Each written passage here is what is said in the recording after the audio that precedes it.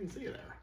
Welcome. You're just in time for another Today's Decay, July 20th edition, all day. And today is very much about magic.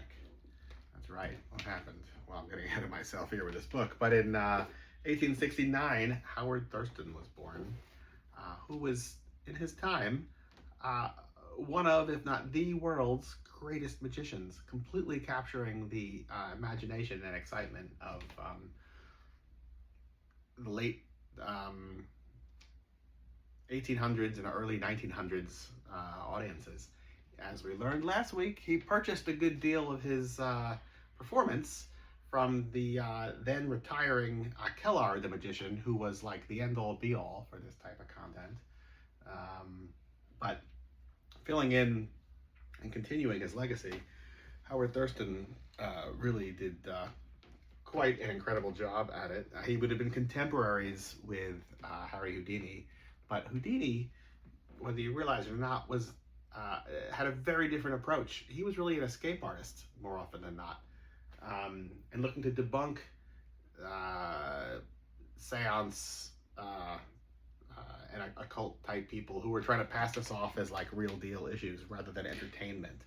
Howard Thurston, though, was entertaining and drawing enormous crowds, and worked for decades. And he was born today in 1869. He would speak to mummies and conjure ghosts and do all sorts of occult stuff on stage, not trying to pretend like, give me your money and I will let you speak to your dead relative. No, it was not that type of dynamic there whatsoever. But yeah, top of the trade, Howard Thurston. Kirk Seligman, born today 1900, who was a New York-based surrealist artist who was very into the occult and performed all sorts of occult rituals and studied and even published this absolutely beautiful book. Look at this here. Terrific, right? The History of Magic. This is from the 40s. I would love to, and there's so many great things in here. It just keeps, it's an incredible collection of art and research. And there's some really great photos, I don't think it's in this book, of him like performing all these occult rituals in like his apartment in Manhattan. He's somebody I would love to really look up more about. A good day for it on the day he was born. Yeah, super cool. Kirk Seligman, this is a delicate dust jacket. Let's be a little bit more careful, shall we? All right, what else? Barney Hill Jr., born today, 1922, who Betty and Barney Hill, of course, were UFO contactees. Now, there are before them people who say they experienced UFOs. They are the first ones on record to say we were taken by aliens and left the planet for a period in time and have like missing time in their lives. I am fully just projecting here, and I have never read this anywhere or heard anybody else say this, but Betty and Barney Hill, he was African American, she was Caucasian, and this is like before the Civil Rights Movement. So is it that surprising that they concocted a story to leave this planet? Who does not want to leave this planet?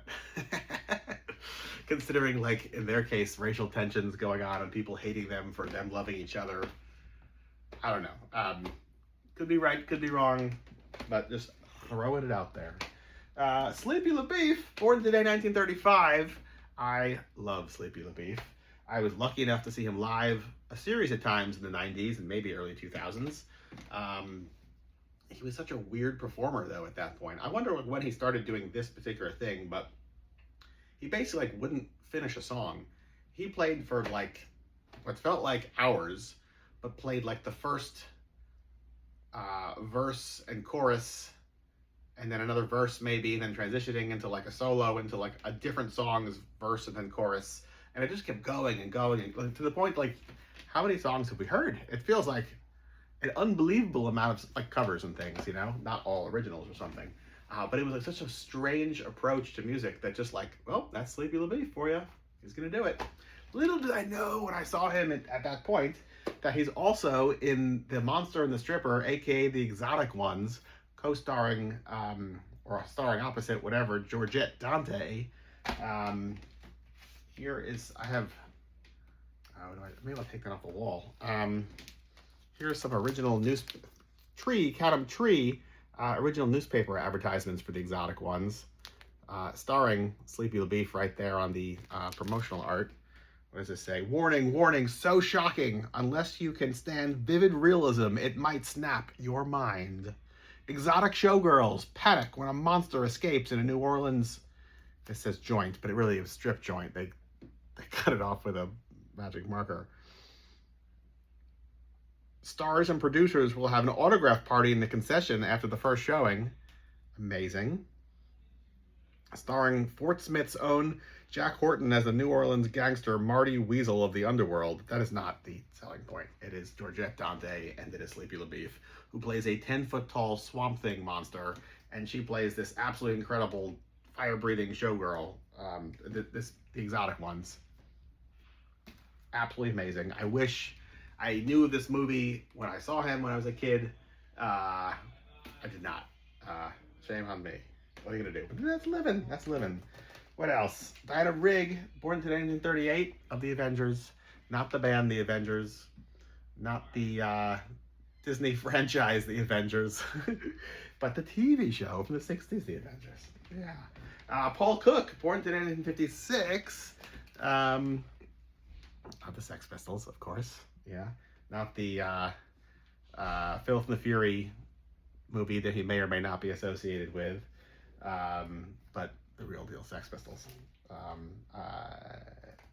Also 90s idiot.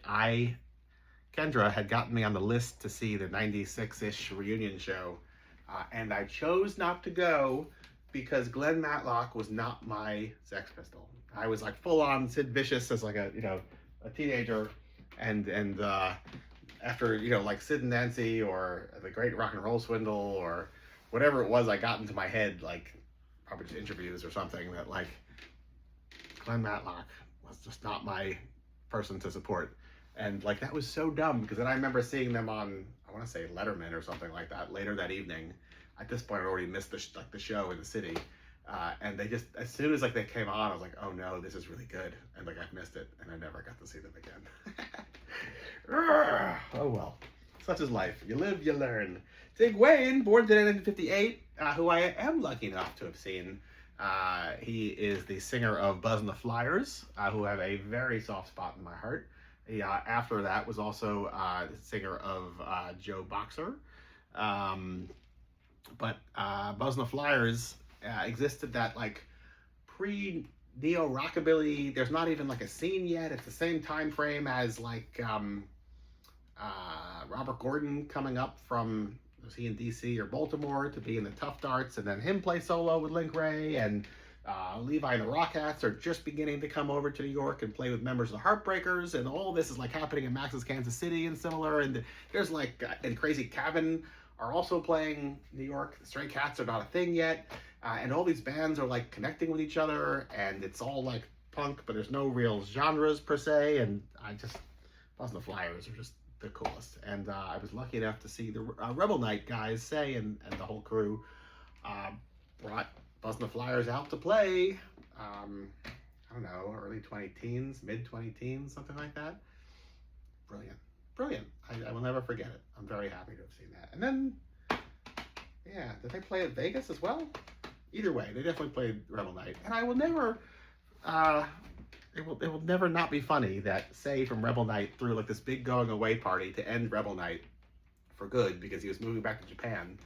And that never happened. He like still works in Williamsburg and like just doesn't put on shows or DJs anymore. So that should stop. He should stop working and put on shows because he's really good at it. And DJ, all of this. The world misses you, Say. What else? London May, born today, 1967. Danzig, of course. No, sorry, Sam Hain. Pardon me, Sam Hain. And The Devil Rides Out, premiered today in 1968. such a fantastic movie starring Christopher Lee. I'm gonna say it. I think the movie in this case is better than the novel. Dennis Wheatley wrote the novel, and it created such a sensation in the mid '30s that it was like an unbelievable um, depiction of like how magic and occult rituals happen. That it was deemed inappropriate for younger audiences because they thought that people were going to try to like replicate these processes and conjure devils themselves or demons. I don't know, but anyway, Christopher Lee puts on a fantastic performance. That entire movie, excellent from start to finish. Yeah, and what else? Oh, just a little something that Neil Armstrong and Buzz Aldrin today landed on the moon in 1969. Okay, not all across the USA, but all above the entire goddamn Earth. And what a fascinating thing to consider that, like, we as human beings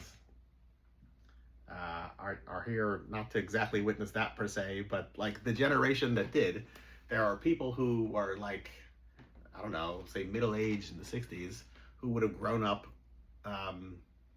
seeing like gaslight and like still seeing like horse-drawn carriages, and then were able to like also witness human civilization figuring out how to like leave the planet and get to the moon. It's really quite a thing if you think about it. You know, we probably have like 300,000 years of like human genetics that we've just been like, you know, exploring and coming up with new creative ways of existing in the world. And like that is the generation that saw like such a sweeping change in like what we are capable of. And now we're just staring at iPhones. Doing what? I don't know. Anyway, that's all I gotta say to you on July 20th. I'm gonna put on the exotic ones. Sleepy LaBeef all the way. That's it from us to you. To the Goodbye.